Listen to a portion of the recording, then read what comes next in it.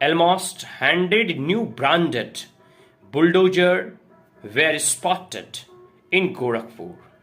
I don't know what was going in the mind of UP CM Yogi Adityanath or Bulldozer Baba.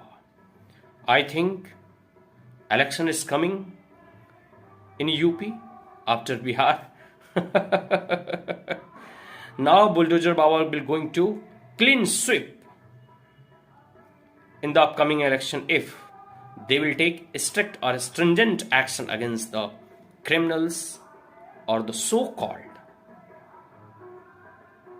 the upadravi, those who do any type of violence or try to disturb the peace and stability in the society or in the UP.